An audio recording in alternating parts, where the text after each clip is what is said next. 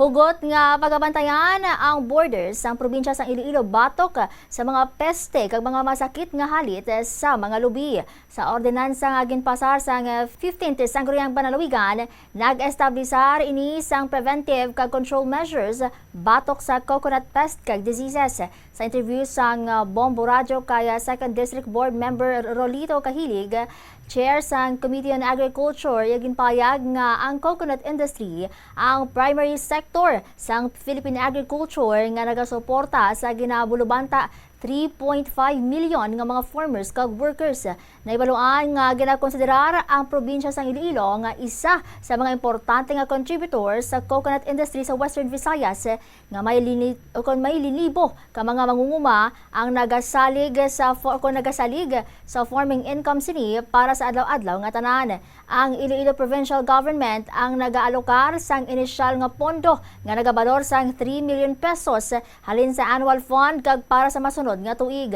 Ang Provincial Agriculture Office ang ma-incorporate sa ila annual budget agud mapasiguro ang pagpatuman sang ordinansa. Kaupo sa pag-implementar sang sini nga ordinansa amo ang Philippine Coconut Authority o kon PCA, Philippine National Police o kon PNP, Philippine Coast Guard, Philippine Ports Authority, Bureau of Plant Industry kag iban pa nga mga nga mga nagakaigo nga ahensya nga makabulig agod matigayon sa mga ini ang ila nasugudan.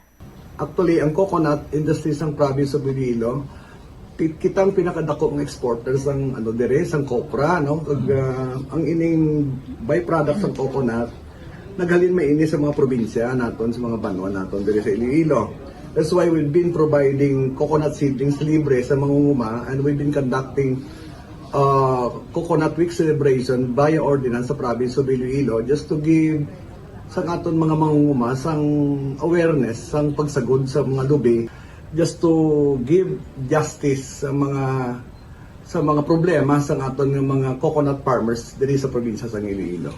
May ara kami i-provide sa aton ordinance 3 million pesos starting capital, but now we have this nursery na nakatukod sa nursery diri sa probinsya kag dito sa Putotan natong inimbutang.